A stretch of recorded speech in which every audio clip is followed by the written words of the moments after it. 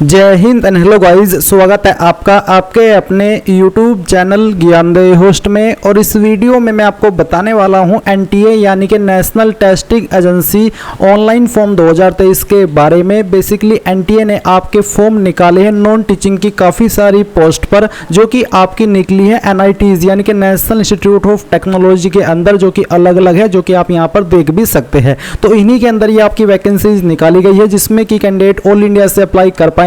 Apply करने के लिए आपसे 10वीं 12वीं आपकी डिग्री की योग्यता मांगी है। एंड इसमें जो आपकी पोस्ट है इन NITs के अंदर, वो आपकी office attendant, lab attendant, MTS, junior assistant, technician, senior assistant, stenographer, superintendent, personal assistant, senior technician, assistant registrar, जिनके फॉर्म आप लोग 17 अगस्त 2023 से लेकर के 6 सितंबर 2023 तक भर पाएंगे। अभी गाइज आपको क्या करना है अप्लाई करने के लिए, वो आप जान लीजिए। अभी मैंने वीडियो के डिस्क्रिप्शन में आपको हमारी वेबसाइट का लिंक दिया है। ये लिंक आप ओपन करेंगे तो आपके सामने कुछ इस तरह से जानकारी आ जाएगी। आप यहां पर भी जानकारी चेक कर सकते हैं। एंड सभी जानकारी चेक करने के बाद में आप यहां पर आइए और आपको यहां पर ऑफिशियल नोटिफिकेशन के ऊपर क्लिक करना है। इस पर क्लिक करने के बाद आपके सामने ये वेबसाइट आ जाएगी। यहीं से आपको अप्लाई भी करना है और यहीं से आप अभी सभी NITs के जो एडवर्टाइजमेंट है वो भी व्यू कर सकते हैं। जैसे कि यहाँ पर NIT रायपुर व्यू एडवर्टाइजमेंट के ऊपर आप क्लिक करेंगे तो आपके सामने इसका एडवर्टाइजमेंट आ जाएगा, जहां पर आपको जानने को मिलेगा कि कौन सी पोस्ट के लिए कितनी वैकेंसी निकाली गई है, क्या सैलरी आपको दी जाएगी।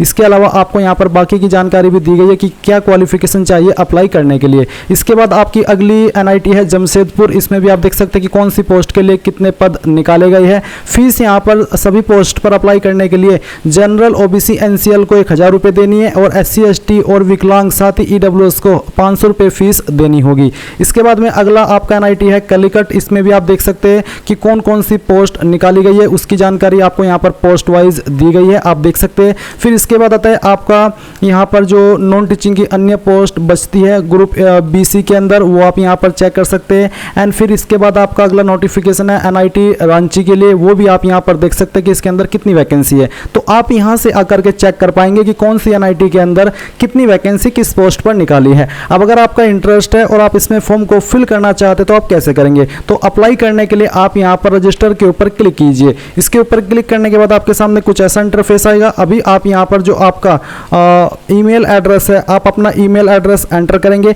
अपने ईमेल एड्रेस को दोबारा डाल करके वेरीफाई करेंगे। यहाँ पर आप अपना पासवर्ड डालेंगे, जो कि कम से कम 6 कैरेक्टर का तो हो ही, उससे ज़्यादा आप कितना भी रख सकते हैं। पासवर्ड को दोबारा डाल करके वेरीफाई करेंगे। अपना मोबाइल नंबर एंटर करेंगे। ये जो वेरिफिकेशन कोड आपके सामने यहाँ पर आ रहा है वो आप यहाँ पर डालेंगे एंड देन साइन अप के ऊपर क्लिक करेंगे। साइन अप के ऊपर क्लिक करने के बाद में आपका रजिस्ट्रेशन सक्सेसफुल हो जाएगा और आपको बोला है कि आपको एक ईमेल चेक की गई है। आप अपना मेल बॉक्स या इनबॉक्स चेक कीजिए, उसमें आपको एक ईमेल मिलेगी जिसमें कि आपको लिंक दिया है। आप उस लिंक को ओपन करके अपनी ईमेल आईडी को वेरीफाई कर देंगे। जैसे आप अपनी ईमेल आईडी वेरीफाई कर दे, फिर आप यहाँ पर यूजर नेम के अंदर अपनी अभी जो ईमेल आईडी आपने रजिस्टर की है वो डालेंगे। जो पासवर्ड अभी आपने बनाया है वो पासवर्ड आप यहाँ पर डालेंगे। वेरिफिकेशन कोड फिल करेंगे एंड देन लॉगिन कर लेंगे। लॉगिन करने के बाद में गाइज आपके सामने यहाँ पर एग्जाम सेंटर प्रेफरेंस का ऑप्शन आया है। तो आप यहाँ पर पहली चॉइस सेलेक्ट कर लीजिए कि आप इनमें से किस लोकेशन पर अपने एग्जाम की प्रेफरेंस रखना चाहते हैं। तो मैं यहाँ पर पहली चॉइस अपनी सेलेक्ट कर लेता हूँ, तो हम यहाँ पर इसको सेलेक्ट करते हैं। फिर यहाँ पर आपको सेकंड चॉइस कौन सी देनी है वो आपको यहाँ पर सेलेक्ट कर लेना है एंड देन आप सबमिट के ऊपर क्लिक करेंगे।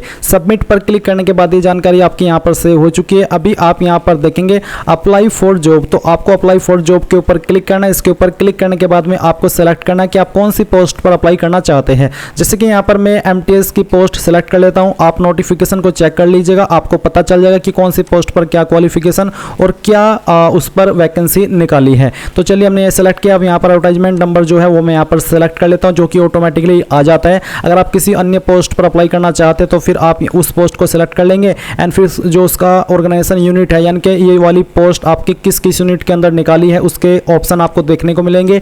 एंड अब आप यहाँ पर आपका एडवर्टाइजमेट नंबर सेलेक्ट कर लेंगे। तो इस तरह से आपको यहाँ पर जिस भी पोस्ट पर अप्लाई करना है वही पोस्ट आपको सेलेक्ट कर लेनी है। जैसे कि MTS की पोस्ट सिर्फ यहाँ पर NIA MT रांची के अंदर ही है, इसलिए यहाँ पर इसी का विकल्प है।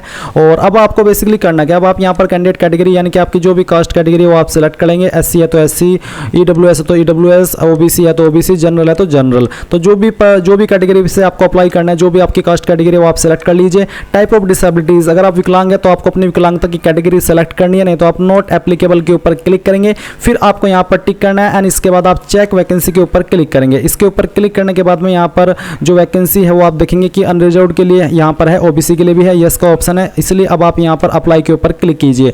अप्लाई पर क्लिक करने के बाद में गाइज आपके सामने कुछ ऐसा इंटरफेस आ जाएगा। अब आप पर्सनल डिटेल भरेंगे तो सॉल्यूशन के अंदर मिस्टर मिसेज जो भी है वो आप सिलेक्ट कर लीजिए। फिर जो आपका फर्स्ट नेम 10th के सर्टिफिकेट के अंदर है वो आप यहाँ पर फिल करेंगे, मिडिल नेम है तो वो डालेंगे, नहीं तो खाली छोड़ देंगे। देन आप यहाँ पर आपका लास्ट नेम देंगे, जेंडर आपको अपना सेलेक्ट कर लेना है, नेशनलिटी आपकी इंडियन रहेगी, डेट ऑफ बर्थ आपकी क्या है वो आप यहाँ पर कैलेंडर के ऊपर क्लिक करके सेलेक्ट करेंगे। पहले आपको यहाँ से आपका ईयर सेलेक्ट करना है, फिर यहाँ से आपका मंथ और उसके बाद में डे, तो आपके डेट ऑफ बर्थ आ जाएगी। मैरिटल स्टेटस आपको बताना है, सिंगल मैरिड जो भी है वही आप सेलेक्ट कर लीजिएगा। Pan, passport, DL, voter ID जो भी आईडी आपके पास इनमें से है वही आप यहाँ पर एंटर कर देंगे। देन गाइज यहाँ पर आपको आपके फादर का नेम या फिर अगर आपकी शादी हो चुकी है तो आप अपने पति का नाम एंटर करेंगे। आपको यहाँ पर आपकी माताजी का नाम एंटर करना है। कंट्री कोड यहाँ पर क्या है तो बेसिकली +91 है, तो +91 आप यहाँ पर सेलेक्ट करेंगे, तो या फिर आप अपनी कंट्री ही सेलेक्ट कर लीजिए। कंट्री से ही आपको ऑटोमेटिकली पता चल जाएगा कि आपका कंट्री कोड क्या है, तो यहाँ पर 91 है, मैंने सेलेक्ट कर लिया।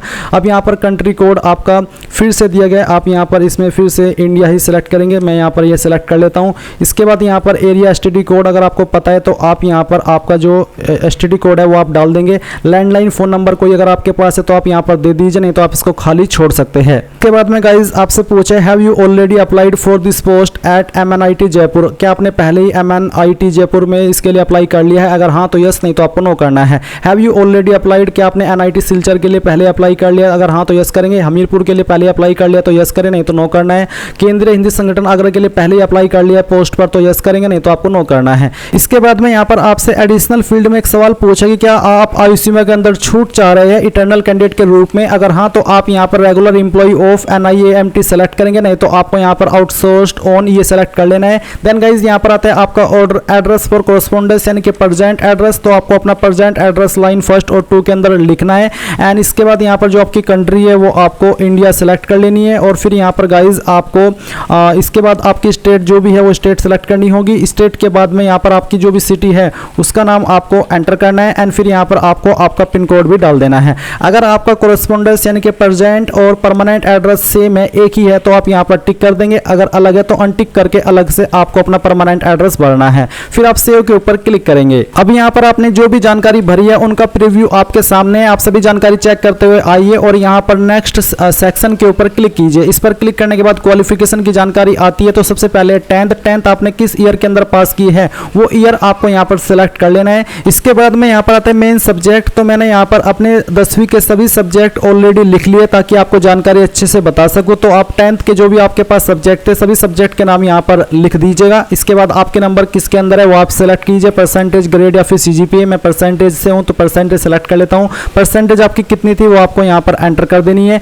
एंड आपके स्कूल कॉलेज का नाम आप यहाँ पर लिख देंगे। सेम वे में आप यहाँ पर 12वीं की जानकारी देंगे, 12वीं किस साल के अंदर पास किए वो लिखेंगे। 12वीं के सब्जेक्ट कौन कौन से है वो आप यहाँ पर लिख दीजिए। आपका जो ग्रेड या फिर मार्क्स क्या है वो आपको सिलेक्ट कर लेना है। अगर परसेंटेज तो कितनी परसेंटेज आपको आई थी वो आप यहाँ पर डालेंगे। एंड आपके स्कूल कॉलेज का नाम आप यहाँ पर लिख दीजिए। इसके बाद गाइज आप यहाँ पर नीचे सेव एंड ऐड के ऊपर क्लिक कीजिए। इसके ऊपर क्लिक करने के बाद ये जानकारी आपकी ऐड हो जाएगी। बट यहाँ पर अभी कुछ जानकारी मिसिंग है, कुछ ऑप्शन इस तरफ बाकी थे तो इनको भी हम भर लेते हैं। तो यहाँ पर 10th में आपको बताना कि 10th आपने ये जो है वो किस बोर्ड से किया है। बेसिकली आपको आपके बोर्ड का नाम यहाँ पर देना है। तो मैंने यहाँ पर अब बोर्ड का नाम दे दिया। अब मैं यहाँ पर सेव एंड ऐड के ऊपर क्लिक करता हूँ। ये जानकारी यहाँ पर अब ऐड हो चुकी है। अब अगर आप ऐसी पोस्ट पर अप्लाई करें जिस पर की ग्रेजुएशन की योग्यता भी चाहिए तो आप यहाँ पर ग्रेजुएशन की जानकारी कैसे भरेंगे? तो आप यहाँ पर ग्रेजुएशन का सेक्शन देखेंगे तो उसमें आपको इस तरह से जानकारी भरनी है जिसमें कि आपको डिग्री नेम के अंदर आपकी डिग्री का नाम देना है। मेन सब्जेक्ट आपके क्या थे वो मेन सब्जेक्ट आपको यहाँ पर लिख देने, जैसे कि मैंने अभी आपको 10th 12th के फिल करके दिखाए हैं। तो इस तरह से आप यहाँ पर आपके मेन सब्जेक्ट लिख देंगे। रिजल्ट टाइप आपको सेलेक्ट कर लेना है। परसेंटेज अगर है तो कितनी परसेंटेज थी वो आप एंटर करेंगे। किस साल के अंदर आपने पास कर ली थी वो आप सिलेक्ट कर लेंगे। आपने किस यूनिवर्सिटी से पास किया उस यूनिवर्सिटी का नाम आप यहाँ पर एंटर करेंगे। आपका स्टेट यूनिवर्सिटी या फिर स्टेट या फिर यूनियन टेरिटरी कौन सा है जहाँ से आपने क्वालिफिकेशन की है वो आपको यहाँ पर बताना है। तो चलिए हम यहाँ पर इसको लिख देते हैं। कंट्री के अंदर आपको इंडिया लिख देना है। एंड देन अब आप यहाँ पर सेव एंड ऐड के ऊपर क्लिक करेंगे तो ये जानकारी आपकी ऐड हो जाएगी इस प्रकार से।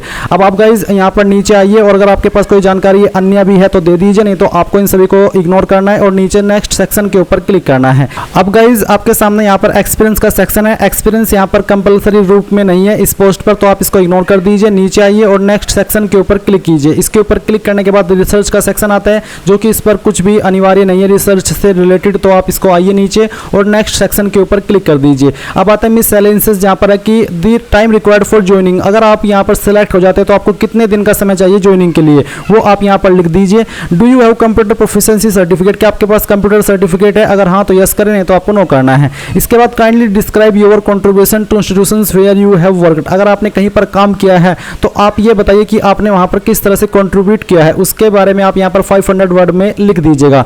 What makes you suitable for the post you applied, जिस पोस्ट के लिए आप अप्लाई कर रहे हैं उसके लिए आपको क्या चीज़ सुटेबल बनाती है, आप अपने बारे में यहाँ पर तारीफ कर सकते हैं कि हाँ मैं इस तरह से काम करता हूँ, जो भी है वो आप यहाँ पर लिख सकते हैं। ऑनर्स एंड अवार्ड्स, क्या आपको कोई सम्मान या अवार्ड मिला है? अगर हाँ तो आप उसके बारे में बता दीजिए। फिर आता है डिस्क्लोजर, जहाँ पर कुछ सवाल है जैसे कि हैव यू बीन डिग्रेड, क्या कभी आप किसी बोर्ड से निकाले गए हो, ब्लैक लिस्ट किए गए हो यूनिवर्सिटी के द्वारा, बोर्ड के द्वारा? अगर हाँ तो यस, नहीं तो आपको नो करना है।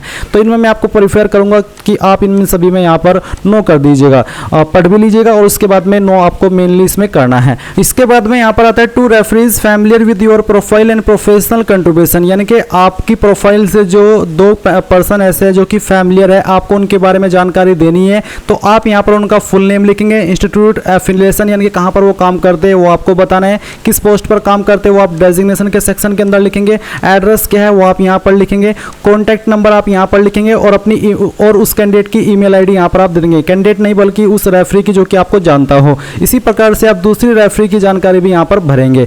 एंड इसके बाद में आती है लैंग्वेज। नॉन लैंग्वेज आपको कौन कौन सी आती है? जैसे कि मैं यहाँ पर हिंदी लिखता हूँ, हिंदी मुझे बोलनी आती है, पढ़नी आती है और लिखनी आती है, तो मैं यहाँ पर तीनों के ऊपर टिक कर दूंगा। इसके बाद में आप यहाँ पर सेव एंड ऐड इसके ऊपर क्लिक करेंगे। इसके ऊपर क्लिक करने के बाद ये ऐड हो जाएगी। अगर आपको कोई सेकंड लैंग्वेज आती है वो भी आप यहाँ पर लिखेंगे और फिर बताएंगे कि मुझे बोलनी आती है, लिखनी आती है, सॉरी पढ़नी आती है और लिखनी आती है। एंड देन फिर आप सेव एंड ऐड के ऊपर क्लिक करके इसको भी सेव कर देंगे। अब गाइज अब यहाँ पर आपको क्या करना है, आपको जैसे कि जो आपने फैमिली की जानकारी भरी है, सॉरी जो आपको जानते हैं उनकी जानकारी भरी है, तो आप यहाँ पर सबमिट करेंगे। अगर आप कोई ऐसे कैंडिडेट को नहीं जानते या फिर कोई आपको नहीं जानता है ऐसा जो कि यहाँ पर इस तरह से एफिलिएट हुआ हो किसी बड़ी कंपनी से और अच्छी पोस्ट पर काम करता हो, तो आप यहाँ पर कैंसिल के ऊपर क्लिक करेंगे। एंड इसके बाद में आप यहाँ पर नेक्स्ट सेक्शन इसके ऊपर क्लिक करेंगे। अब आती है एनओसी एंड डिक्लेरेशन। तो यहाँ पर पूछे please select the check box if NOC is not available. NOC होती है नॉन ऑब्जेक्शन सर्टिफिकेट, जो कि आपको वहाँ से मिलता है जहाँ पर आप ऑलरेडी काम कर रहे होते हैं। तो अगर आपके पास नहीं है आप यहाँ पर इसके ऊपर टिक कीजिए एंड इसके बाद में आप यहाँ पर सेव के ऊपर क्लिक कर दीजिए। सेव के ऊपर क्लिक करने के बाद यहाँ पर आपके सामने कुछ इस तरह से जानकारी आ चुकी है। अब आप यहाँ पर अगर कोई जानकारी एडिट करना चाहते हैं इनमें तो एडिट डिटेल्स के ऊपर क्लिक करके करेंगे, नहीं तो आपको upload proceed to next section इसके ऊपर क्लिक करना है। अब यहाँ पर आपको डॉक्यूमेंट्स अपलोड करने हैं, जैसे कि फोटो पासपोर्ट साइज ओनली, इनमें से कोई भी फॉर्मेट का होना चाहिए, साइज 10 से 100 KB के बीच में। तो आप सिलेक्ट फाइल के ऊपर क्लिक कीजिए, जहाँ पर भी आपकी फोटो फाइल है सेलेक्ट कीजिए, यहाँ से ओपन कीजिए एंड देन स्टार्ट अपलोड के ऊपर क्लिक करके इसको अपलोड कर दीजिए। व्यू फाइल के ऊपर क्लिक करके आप इसको यहाँ पर इस तरह से व्यू कर लेंगे। देन गाइज यहाँ पर आप आपका सिग्नेचर अपलोड करेंगे, इसका फॉर्मेट भी आपका सेम रखा है और साइज भी आपका सेम रखा है। तो जहाँ पर भी फाइल है सेलेक्ट कर लीजिए, यहाँ से ओपन कीजिए और फिर यहाँ पर आपको इसको अपलोड कर देना है। इसके बाद यहाँ पर आप 10th का सर्टिफिकेट अपलोड करेंगे, आपका पैन पासपोर्ट जो भी आईडी आपने अपलोड की है वो आईडी आपको यहाँ पर अपलोड करनी है। अगर आप ओबीसी SC ST EWS है तो आप उसका सर्टिफिकेट अपलोड करेंगे। एंड देन यहाँ पर फिर नीचे आपको 10th का सर्टिफिकेट अपलोड करना है, फिर आपको 12th का सर्टिफिकेट अपलोड करना है। अगर आपने BA की जानकारी भरी है तो आपका जो ग्रेजुएशन सर्टिफिकेट है वो आप यहाँ पर भरेंगे एंड जो आपका डिग्री का सर्टिफिकेट है वो आप यहाँ पर दे देंगे। एंड इसके बाद में नीचे आकर के आप नेक्स्ट सेक्शन के ऊपर क्लिक करेंगे। अब गाइज आपके सामने आपके फॉर्म का प्रीव्यू आ चुका है। आपने जितनी भी जानकारी भरी है वो सभी जानकारी आप यहाँ पर चेक करेंगे एंड चेक करते हुए आप यहाँ पर नीचे की तरफ आएंगे और यहाँ पर टिक करके आपको नेक्स्ट सेक्शन इसके ऊपर क्लिक करना है। इस पर क्लिक करने के बाद सबमिशन का सेक्शन है, अब आपको सेलेक्ट करना है सिलेक्ट कैटेगरी टू अप्लाई। तो आप कौन सी कैटेगरी में अप्लाई कर रहे हैं, ओबीसी या फिर अनरिजर्व्ड यानी कि जनरल, तो जो भी कर रहे हैं वही आप सिलेक्ट कर लीजिए एंड फिर प्रोसीड फॉर सबमिशन इसके ऊपर क्लिक कीजिए। इसके ऊपर क्लिक करने के बाद आपके सामने पेमेंट की जानकारी आएगी, आप यहाँ पर पेमेंट का अमाउंट चेक कीजिए एंड देन अब आप यहाँ पर प्रोसीड टू पेमेंट गेटवे इसके ऊपर क्लिक कीजिए। इस पर क्लिक करने के बाद आपको पेमेंट के पेज पर ट्रांसफर किया जाएगा। आप यहाँ पर अपनी एप्लीकेशन फीस क्रेडिट या फिर डेबिट, नेट बैंकिंग या फिर UPI यानी कि जिस भी माध्यम से जमा करनी है वो आप कर सकते हैं। जैसे ही आप यहाँ पर फीस जमा कर देंगे तो आप अपने फॉर्म का फाइनल प्रिंट आउट ले पाएंगे। एंड गाइज इस तरह से आप लोग NTA